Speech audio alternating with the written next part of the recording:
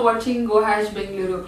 With me joining in today for an evening discussion is an MP who took a very firm stand against the farmers' bill and was recently in news. That is Dr. Nasir Hussain, who is also a member of the State Waqf Board. Let us ask him, sir. So you've been on the Waqf Board committee, and you're a member in the committee. So on the latest Anwar Manapadi bill, what do you have to say about it? What are the recent developments on it? See, I just glanced through the report. I'm not gone into details of the report. I feel that there are complaints in every district regarding Waqf properties. There are some substantiated complaints. There are lots of complaints which are not substantiated. Right. Just because they feel that they have to complain against someone. Most of them don't know which are the survey numbers. They don't know which is the property that belongs to the Waqf board. They don't know what is there in 1965 Gazette notification. Mm-hmm. And because of this, there is so much of confusion in the government records. There are many properties which are mentioned in 1965 Gazette notification of the Waqf, but those survey numbers doesn't reflect in the correct the government records. Right. So that is the reason why government and the district administration in several places, either they have utilized these areas for these lands for the development of government property. In some areas they have sold it to X and the X has sold it to Y, Y has sold it to Z. Right. This kind of a transaction has taken place. Right. There are two surveys. One is the old survey, the present survey, which is called as the second survey, which is going on. In second survey, it is most of the properties which have come now to the Waqf board, which is being surveyed and which will notify in the next Gazette notification. But in the earlier survey, we have lots of confusion. Right. That is one. Second, you cannot compile all the complaints, bind it together and say this is a report which we have inquired into or which we have investigated into, and this is what the scam that has taken place, or this is what this is how the members of the earlier Waqf boards or the politicians or some businessmen who enclose these properties. See, whenever you inquire into whenever you give a report to the government or to the Waqf board or to some commission, you will have to first go into the veracity of the complaint. Right. 2, you have to investigate the matter or inquire into the matter. 3, you have to substantiate your charge against X or Y. Just because somebody has written something in a complaint, you have compiled it and you have given, and you are trying to tarnish the image of the politicians who have been there in public life for say 20, 30, 40 years. And this is only a conspiracy, which I can say. And I would really be very happy if the government can take some of the portions of the report seriously and give us back our land, the Waqf board land, which the government has utilized for building up government offices in different parts of the state. So it has also been said that there is a lot of property of Waqf board in many posh areas that have not been developed, that is not being used. So why is that property not being used to develop and help the community? See, one thing, there are 2-3 types of Waqf. One is that either the government of the day has given some property to some dargah or masjid or qabristan or Eidgah in some point of time. There's another type of Waqf where the individuals on their own, they have donated land to the Waqf board or properties to the Waqf board because they wanted it to be used to the community development. It is given in the name of Allah. There are huge tracts of land. Right. In Belgaum, we have a Gazette notification. I think in Bagalkot, we have a Gazette notification which has around 2,000 acres. In Bangalore city, we have huge land banks. 200 acres, 700 acres, 50 acres, 110 acres, kind of things. Since these properties were not developed, there have been serious encroachments. Okay. And these encroachments are done by both the government, by the land grabbers, and by also poor people who dwell in and around some masjids or dargahs or khabrastans and all that. The only way to protect the Waqf property and the only way to help the development of the community is you have to start converting all these available lands into revenue generating properties. Right. If these properties are leased out and if they give us enough revenue to the board, that revenue can be utilized either for the education of our community or we can even help them into carrying out some small businesses.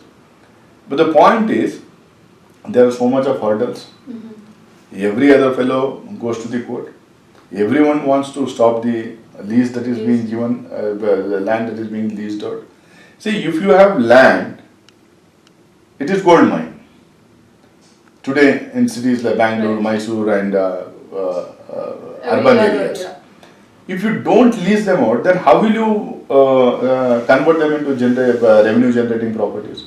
And if you don't get revenues out of this property, then how will you develop the community? Right. Where will you get the money from? I think this is the only way out. And this board, we have very committed people. So though there is a lot of interference from the government side, there is a lot of interference from some people who claim to be the leaders of the minority community in Bharatiya Janata Party. They are trying to stall the good work that this board has started. But we are committed, we are determined to see that these properties are converted into revenue generating property. They become the assets of the community and they become our vehicle of growth. Community's growth. So, sir, the Waqf board has become a really hot topic amongst different forums. So, do you think the Waqf board can help the Muslim community develop? I think Waqf board can really help the Muslim community to develop. We have more than 34,000 properties. These properties, they were all there. Most of these properties were there outside the cities, outside the towns or villages. Now they are the part of the main city areas now, since the cities and towns are developed a lot. These could be converted into revenue generating units. We can start getting revenues out of these properties. So Waqf board can really play a role in developing the community by generating revenue out of this property. 1. 2. The masjid is the main center of activity for Muslims. Right. Masjids are controlled by the Waqf board. I think the development of the community, both in terms of culture, and education, can be propagated by the use of masjids. We need to engage with our youngsters. We need to democratize them. We need to sort of bring them in the mainstream of our society. One institution that can really help do this thing is the masjid. So the Waqf board, I think, to step in and make use of masjid as an unit, masjid as an institution, masjid as a center of activity, and develop our community in many ways. Right. So, sir, speaking of development of the community, is there any scholarship or benefits that have been given to the Muslim community? And if there are, does the community really know about them? See, Waqf board as such, as I told you earlier, Waqf board as such doesn't have much revenue. They don't have much funds. The Waqf board gets about 7% of the contribution by some properties, which is just enough to pay salaries to our employees. We need more funds so that we can support this the educational activity of our community students through scholarships, maybe in terms of supporting the schools, or maybe in terms of supporting them by giving fellowships or distributing some gadgets, learning gadgets or something, these things. We are not in a position to do that now because we don't have revenues now. That is the reason why I told you we need to develop our properties to get revenue out of it. Only then we can support the community. This is one part. Second thing, we are also trying to bring about a education policy of the Waqf education policy. so that we can use some revenue of our institutions in the districts, in towns and in big villages, so that they can take care of some schools, like maybe Urdu schools or maybe some schools which are more Muslims studying there. They can support them in some way or the other, so that they have some government support, they have some support of our Waqf institution also. So this is what we are planning. I think this board should be given some time to implement all these ideas. Right. So speaking, last question before we leave, speaking of the assets, do you think there could be a time where there will be a law or any kind of bill that can be passed where the government can willfully or forcefully take over, acquire the assets of the Waqf board? Our constitution gives us enough rights, gives us enough space to manage our own institution. Religious institutions of all religions are managed by the members of that community. Waqf board is in existence because of the Act of Parliament in our country. No state government can do away with the act. No state governments can interfere in the functioning of the board. It is an autonomous body. Neither they can take any land belonging to the Waqf board or to any religious institution. Not just the Waqf board, I don't think even they can take any land belonging to even the temples or the gurudwaras or the churches. Except in some places where if it is for public utility, if a road is going, if a highway is going, or something of that sort, if some huge project, government project is coming up, they can take it and give compensation for that. Forcefully, no government can take any religious institution of any community. Okay. What would one message from your end be, towards the community or to the people watching us on behalf of Waqf board? See, Waqf board has its institutions in every nook and corner of the state. They have these committees overseeing and monitoring these institutions. I would urge the youngsters, especially the educated youngsters, to come forward, be a part of these committees, be a part of the Waqf movement that is happening in our state.